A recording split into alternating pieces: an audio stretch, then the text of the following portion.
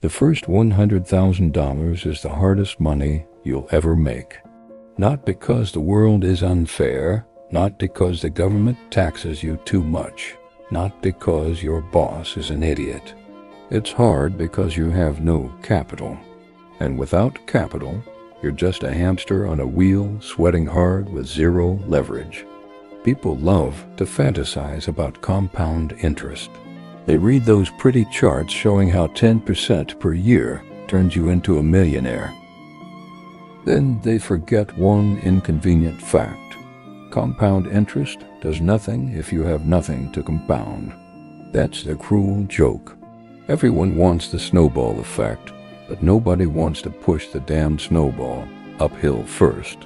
The gap between staying broke forever and building real wealth is smaller than most people realize, and it comes down to about $100,000. That's the threshold almost nobody crosses, and your salary has nothing to do with it. Subscribe right now. Here's why. Most people watch content like this, feel motivated for 10 minutes, then go back to being broke. The subscribe button is your commitment to being different, to actually changing. In 2 minutes, you're going to see how the math really works, and you'll want to stay on this path.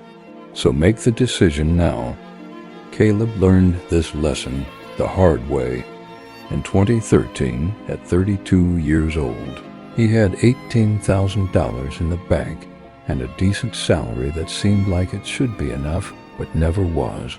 He'd graduated with student loans, spent his 20s living paycheck to paycheck like everyone else, and suddenly woke up realizing he had nothing to show for a decade of work. He watched colleagues with bigger paychecks stay broke while he quietly built his fortune from scratch.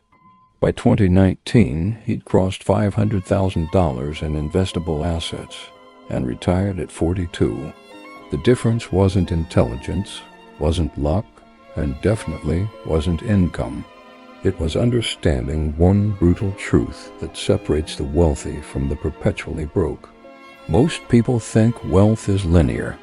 Save $5,000 a year, and in 20 years you'll have $100,000, right? Wrong. That's not how money actually works. That's not how wealth is built. And that fundamental misunderstanding keeps millions of people trapped in financial mediocrity their entire lives. They work hard, they're not stupid, but they never understand the game they're playing. Here's what nobody tells you. Wealth building has an inflection point, a threshold, a moment when everything suddenly shifts from feeling impossible to feeling inevitable. For most people, that moment happens somewhere around $100,000 in invested capital. Before that threshold, you're doing all the work. After it, your money starts contributing meaningfully to its own growth. This isn't motivational speech BS. This is arithmetic. Cold, brutal, unavoidable arithmetic that either works for you or crushes you. The financial industry doesn't want you to understand this because the truth is too simple. They need you to believe wealth is complicated so they can sell you products, courses, and advice you don't need. But Caleb discovered that getting rich isn't about being brilliant. It's about being disciplined enough to reach that first threshold and stubborn enough to not blow it up once you get there. What follows is exactly how the game actually works. Not how they tell you it works in personal finance books. Not the sanitized version, the real version.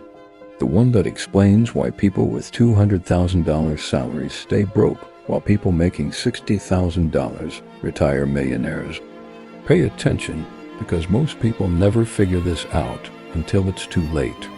Caleb remembers staring at his bank account in 2014, watching the number crawl from $43,000 to $51,000 over 8 months of brutal discipline. Every dollar felt like pushing a boulder uphill while his colleagues were buying boats and taking European vacations. He'd spent his 20s broke, living the work hard, play hard lifestyle that left him with nothing but memories and credit card debt. At 33, he was starting from nearly zero, while friends who'd been smarter earlier were already building real wealth. The hardest part wasn't the sacrifice itself, but watching everyone around him live like kings while he ate cheap meals and drove a 12-year-old Corolla. Nobody tells you that the beginning of wealth building feels like punishment, not progress. Here's the math that makes grown men quit.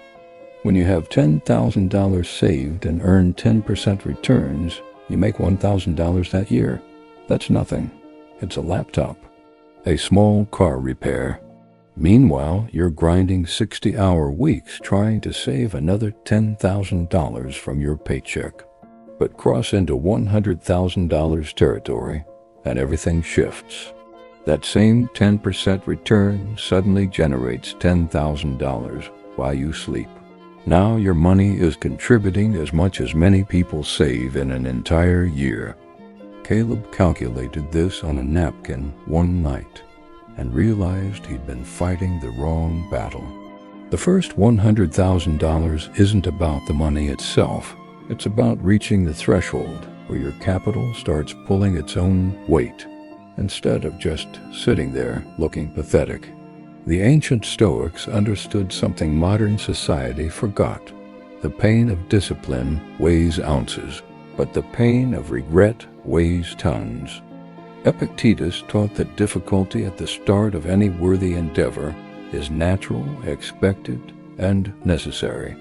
Caleb kept a quote taped to his bathroom mirror. No great thing is created suddenly. He didn't quit when progress felt glacial because he understood he wasn't building a pile of money. He was building a machine. By 2017, that machine hit $100,000, and everything his spreadsheet predicted started happening. The returns that felt like pocket change at $20,000 suddenly mattered at $100,000. But getting there required surviving something most people can't stomach: looking poor while getting rich. And that's where the second brutal truth comes in, the one about your salary that's going to piss people off. People obsess over income like it's the only variable that matters. Caleb watched this delusion destroy his colleagues year after year. The guy making $180,000 who complained he couldn't save while living in a house he couldn't afford, driving a leased BMW, taking his family to Aspen every winter. Meanwhile, Caleb was pulling $95,000 and saving $35,000 of it by living like a resident instead of an attending. 10 years later, the high earner was still broke, and Caleb was financially independent. The difference wasn't the size of the paycheck. It was what happened to the money after it hit the bank account. The math is devastatingly simple, but people refuse to accept it. A person earning $60,000 who saves $15,000 per year will accumulate $200,000 in about 10 years with modest returns. A person earning $150,000 who saves nothing accumulates exactly zero. Zero. Not a little. Not some. Absolutely nothing. Caleb saw this pattern so consistently, it stopped being surprising. Doctors, lawyers, executives, all making six figures, all living paycheck to paycheck because they scaled their spending faster than their income. Meanwhile, teachers, nurses, mid-level managers who understood the game quietly built seven-figure portfolios by their 50s. The secret wasn't earning more. It was keeping more. And almost nobody can do it because keeping more requires something most people don't have: the ability to ignore what everyone else is doing. Marcus Aurelius, the most powerful man in Rome, owned everything but chose to live simply. Not out of poverty, but out of understanding that every possession possesses you back.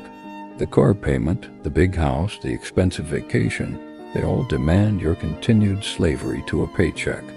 Caleb made $95,000, but lived on $60,000, investing the difference religiously. His neighbors made $200,000 and spent $220,000, wondering why they never got ahead. The Stoic principle is clear. You can't control how much you earn, but you have absolute control over how much you keep. One is subject to market forces, office politics, and economic cycles. The other is pure willpower. Most people focus all their energy on the thing they can't control and ignore the thing they can. That's why they stay broke. But even for the people who figure out the income versus spending equation, there's still a psychological trap waiting that destroys most wealth-building attempts before they bear fruit. Caleb spent his first year of serious saving feeling like a complete idiot.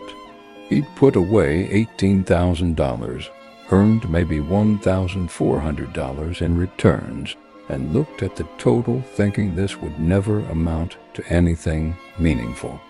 His neighbor bought a jet ski that same year and posted pictures every weekend having the time of his life. Meanwhile, Caleb was sitting on $19,400, wondering if he was missing out on life by being so damn responsible. This is the psychological moment where most people quit. The returns feel insulting. The sacrifice feels disproportionate to the reward.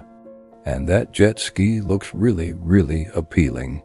The brutal reality of compound interest is that it's completely unimpressive for years. With $20,000 invested at 10%, you make $2,000 that year. Wow, incredible, life-changing, except it's not. It's barely noticeable. But here's where the math gets interesting in ways people's brains aren't wired to grasp. At $100,000, that same 10% is $10,000. At $200,000, it's $20,000. At $500,000, it's $50,000 per year without lifting a finger. Caleb hit that $500,000 mark in 2019, and suddenly his investments were generating more annually than many people's salaries. The exact same strategy that felt worthless at $20,000 was printing money at $500,000. Nothing changed except the base number. But getting to that base number required years of watching paint dry while everyone else seemed to be living. The Stoics had a concept they called amor fati, love of fate, acceptance of what must be. Seneca wrote that the path to wisdom requires traveling through the valley of tedium before reaching the mountaintop of mastery. Caleb couldn't hack time. He couldn't skip the years where returns felt meaningless. He had to endure them, trust the math, and ignore every instinct screaming at him to spend the money on something that felt good right now. The people who quit during the boring years never see the exponential curve. They give up during the flat part and miss the vertical part entirely. His old college roommate started saving the same year Caleb did, got frustrated at year 3 when his returns were only $3,000, cashed out and bought a motorcycle. That roommate is still broke at 45. Caleb retired at 42. The only difference was 3 years of patience. But even surviving the tedium isn't enough if you fall into the next trap, one so common it catches almost everyone. In 2016, Caleb got a $15,000 raise. His first instinct, the one that destroyed most of his colleagues, was to celebrate by upgrading his life. Better apartment, nicer car, more dinners out. After all, he'd earned it, right? He'd been living like a monk for 3 years, and now it was time to enjoy the fruits of his labor. But then he remembered a story about a man who'd worked his entire life for the railroad, saved diligently, retired with $2 million, and within 5 years was broke because he deserved to live well after decades of sacrifice. That story haunted Caleb enough to make a different choice. He took that $15,000 raise and put $14,000 of it straight into investments. His lifestyle stayed exactly the same. This is where most people blow themselves up. They mistake income increases for wealth increases. The math is vicious. If you're saving $20,000 per year on a $70,000 salary and you get a raise to $90,000, your instinct says spend the $20,000 difference. You're still saving the same amount, right? Wrong. Dead wrong. Because that $20,000 per year over 30 years at 10% returns is $3.6 million. $3.6 million vaporized because you wanted a nicer car and a bigger apartment. Caleb watched colleague after colleague make this exact mistake. New promotion, new house. Bonus check, new car. They stayed on the hamster wheel forever while he quietly built an escape hatch. By keeping his lifestyle frozen at his starting income and investing every raise, every bonus, every unexpected windfall, his wealth compounded at a rate his colleagues couldn't comprehend. The ancient wisdom is simple. Luxury, once tasted, becomes necessity. Seneca warned that the man who requires much is in need, regardless of how much he has. Caleb could have upgraded to a luxury apartment in 2016. Within 3 months, that luxury would have felt normal. Within 6 months, he'd be eyeing the next upgrade. The hedonic treadmill never stops. You never arrive at enough. Every increase in spending just resets your baseline and makes you need more to feel the same satisfaction. The only winning move is refusing to play. Keep your lifestyle static and let your wealth become dynamic.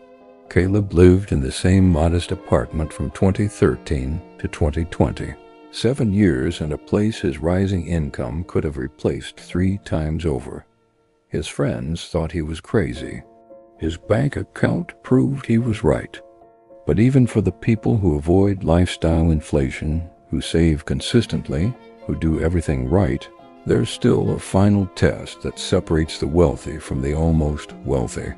Caleb's darkest moment came in 2017 when he'd been grinding for 4 straight years and his portfolio hit $120,000. One of his college friends, who'd always been terrible with money, made $200,000 in 3 months day trading cryptocurrency. Just like that. 3 months.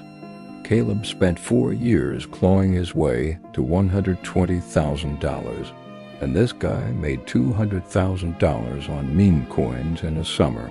Every cell in Caleb's body screamed to abandon his slow, boring strategy and chase the quick score. It took everything he had to stay the course. And thank God he did, because that same friend lost everything plus another $100,000 of borrowed money within 6 months. But the temptation was real, devastating, almost irresistible. The math of patience is simple, but psychologically unbearable for most people. Starting from zero, if you save $25,000 per year and earn 10% returns, you hit $100,000 in about 3.5 years. You hit $200,000 in about 6 years. You hit $500,000 in about 12 years. And you hit $1 million in about 18 years. Those early years feel eternal. 3.5 years of maximum discipline to get to $100,000. But look what happens after. The next $100,000 only takes 2.5 years. The jump from $500,000 to $1 million takes just 6 years. The curve is exponential, but your brain experiences it linearly. The early years feel impossibly slow. The later years feel almost automatic. But you can't get to the later years without surviving the early years. And most people can't survive the early years because they can't tolerate delayed gratification. The Stoics practiced voluntary discomforts, specifically to build this muscle. Marcus Aurelius would sleep on the floor periodically to remind himself he didn't need luxury. Caleb did something similar, but with money. He kept a spreadsheet showing where he'd be in 5, 10, 15 years if he stayed disciplined. When the temptation to spend hit, He'd look at the spreadsheet and choose the future over the present. That simple practice kept him on track through years of watching other people live better while he built his foundation. Patience isn't a virtue, it's a weapon. The patient investor doesn't just win, they obliterate the impatient investor. But patience alone isn't enough. There's a specific moment, a crossover point, when the entire game changes. And most people never get there because they quit too early. Caleb remembers the exact moment. March 2017. He logged into his investment account and saw his portfolio had gained $3,200 that month without him doing anything. That was more than he used to save in a month back when he started. His money was now contributing to his wealth building in a meaningful way. It wasn't just sitting there anymore. It was working, pulling its weight, generating real money that compounded back into itself. For the first time in 4 years of brutal discipline, he felt like he was actually getting somewhere, like the machine he'd been building was finally turning on. The mathematics of this crossover point is precise. At $100,000 earning 10% annually, your money generates $10,000 per year, or about $833 per month. That's a car payment, a rent payment, a meaningful contribution to your life. At $200,000, it's $1,666 per month. At $300,000, it's $2,500 per month. Suddenly, your investments are generating what many people earn from their jobs, and you're not doing anything except not touching it. Caleb hit $200,000 in 2018 and watched his investments generate $20,000 that year. That was 80% of what he'd saved from his paycheck. His money was doing almost as much work as he was. By 2020, at $400,000, his returns exceeded his savings. His capital was working harder than he was. And by 2022, at $650,000, his returns were generating more than many people's entire salaries. The person he was in 2013, struggling to save $1,500 per month, couldn't have comprehended this reality. The Stoic principle at work here is what Epictetus called the discipline of desire. Don't desire what you don't have. Don't resent the process. Don't wish it was easier or faster. Accept what is, work with what is, and let time do what time does. Caleb couldn't speed up compound interest. He couldn't hack the math. He could only stay consistent, keep adding capital, and trust that the exponential curve would eventually arrive. The people who quit at $30,000, $50,000, $80,000 never see this moment. They give up right before the magic starts happening. They endure the flat part of the curve and bail out before the steep part begins. But for those who make it through, who cross that $100,000 threshold and keep going, something remarkable happens that changes their entire relationship with money and work forever. In 2019, Caleb had a realization that felt almost spiritual. He was sitting in his boss's office listening to feedback about his performance, and halfway through, he just stopped caring. Not in a checked-out way, in a "this doesn't have power over me anymore" way. His portfolio had crossed $500,000. His investments were generating $50,000 per year. He didn't need this job anymore. He chose to have it. That subtle difference from need to choice changed everything. 6 months later, he gave notice and retired at 42. Not because he was rich enough to live like a king, but because he built enough capital to live on his own terms. The math of financial independence is shockingly simple. If your invested capital generates enough return to cover your living expenses, you're free. If you live on $40,000 per year and your investments generate $40,000 per year, you never have to work again unless you want to. Caleb's $500,000 generating 10% annually gave him $50,000 per year. He lived on $42,000. He was done. Game over. He'd won. But here's what shocked him. Getting from $0 to $100,000 took 4 brutal years. Getting from $100,000 to $500,000 took 5 more years. The second phase was longer in absolute time, but felt 10 times easier because his money was helping. At the beginning, it was all him. At the end, it was mostly his capital. The first $100,000 required maximum effort. The next $400,000 required consistency and patience, but not the same level of sacrifice. Marcus Aurelius wrote, "You have power over your mind, not outside events." Realize this and you will find strength. Caleb couldn't control market returns, couldn't control his salary ceiling, couldn't control economic cycles. But he had absolute control over his spending, his discipline, and his consistency. That control, applied relentlessly for 9 years, bought him something more valuable than any amount of money: sovereignty over his own time.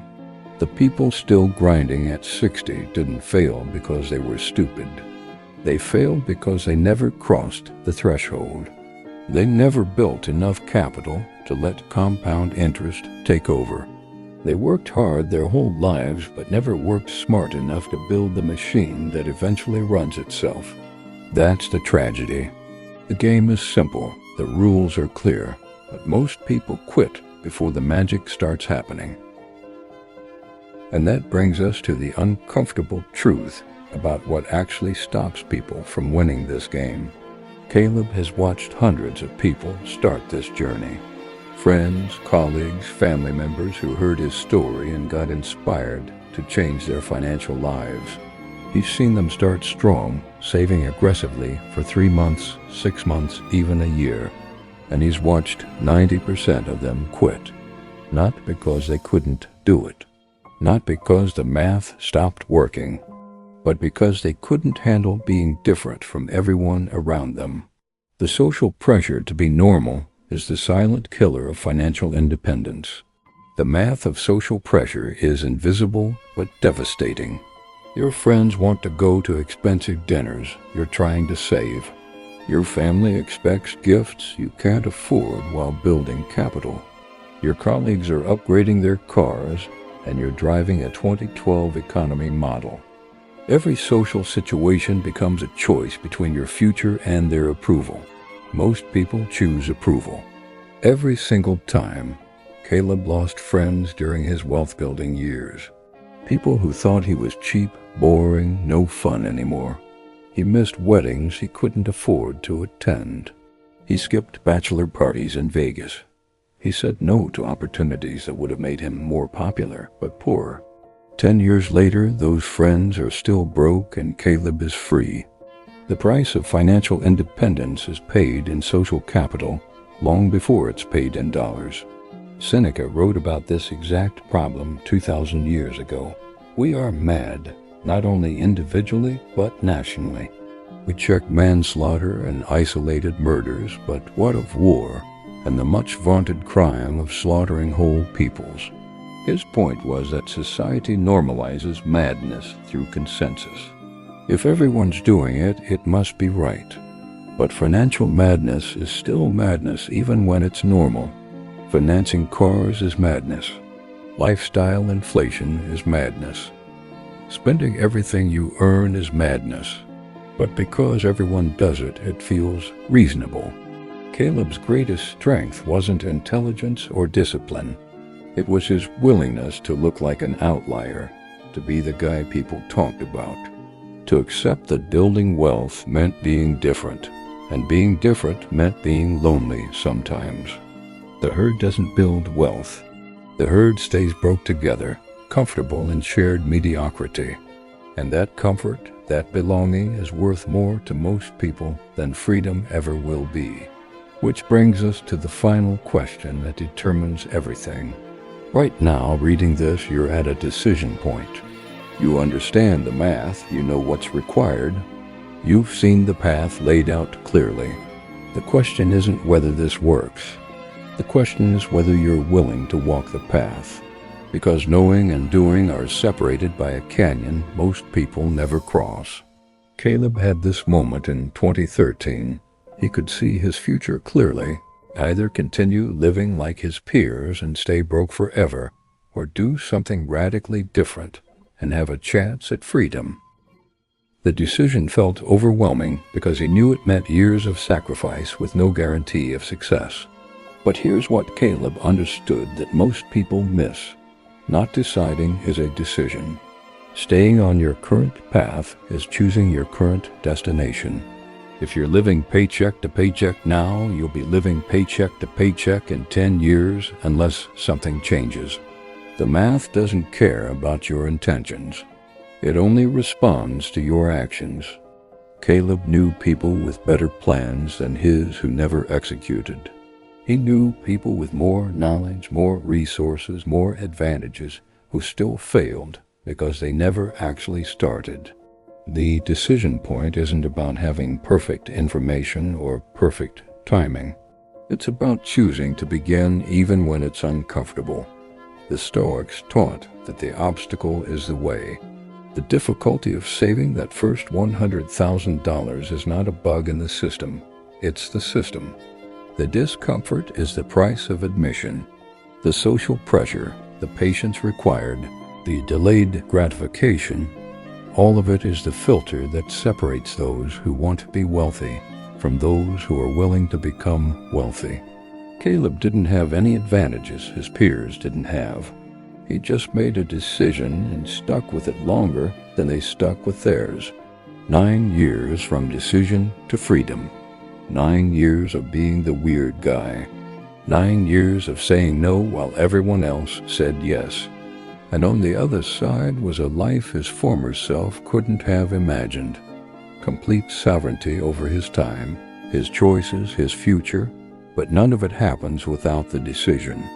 And the decision has to happen now, not someday, not when circumstances are better, not when you feel ready, now. Because the math of compound interest rewards those who start early and punishes those who wait. The first $100,000 is hell. Nobody sugarcoats this enough. It's years of sacrifice while everyone around you lives better. It's watching your returns stay embarrassingly small while you pour in money that feels wasted. It's questioning whether you're missing out on life by being so obsessed with numbers on a screen. Caleb lived through all of it. The doubt, the temptation, the moments when quitting seemed smarter than continuing. And he'll tell you the same thing he'd tell his younger self. The pain is temporary, but quitting is permanent. Everything changes after $100,000 because the mathematics of compound interest finally have something substantial to work with. Your money stops being dead weight and starts being a partner in your wealth building. The returns that felt like pocket change at $20,000 become meaningful at $100,000 and powerful at $500,000. But none of it happens if you quit during the hard part. None of it happens if you let lifestyle inflation steal your raises. None of it happens if you lack the patience to let time do its work. Here's what Caleb learned that nobody teaches. The game isn't about being brilliant. It's about not being stupid. Don't buy new cars. Don't inflate your lifestyle with every raise. Don't chase get-rich-quick schemes. Don't quit during the boring years. Just save consistently, invest intelligently, and refuse to touch the money for decades. That's it. That's the whole game. It's simple enough that a child could understand it, but hard enough that most adults fail at it. The Stoics understood something the modern world forgot. True wealth isn't having everything you want. It's not needing things you don't have. Caleb retired at 42, not because he could afford a mansion and a yacht, but because he'd built enough capital to live simply without needing anyone's permission. That freedom, that sovereignty, that ability to say no to bosses, and yes to choices is worth infinitely more than any car or vacation you're tempted to buy during the building phase. So here's the real question. Are you going to be one of the people who figures this out, or one of the people who learns it too late? Are you going to grind through the brutal first $100,000, or are you going to make excuses about why it's different for you? Are you going to trust the math and stay disciplined, or are you going to chase shortcuts and stay broke? The difference between financial freedom and financial slavery is sitting at that threshold. Most people never cross it. They get close, they blow it up, they start over, they quit. But the ones who cross it, who make it through to the other side, discover that everything really does change. The question is whether you have what it takes to get there. What are you going to choose? If this resonated with you, if something clicked that didn't make sense before, then you need to see what comes next. Because understanding the $100,000 threshold is just the beginning. The next video breaks down exactly how to avoid the 7 mistakes that keep smart people broke, even when they understand compound interest. Mistakes Caleb made. Mistakes that cost him years of progress. Mistakes you're probably making right now without realizing it. Subscribe and hit the notification bell, because this channel isn't about motivational BS or get-rich-quick schemes. It's about the real mathematics of wealth building, the Stoic principles that actually work, the brutal honesty nobody else has the guts to give you. The next level is waiting, but only if you're serious enough to show up. See you there.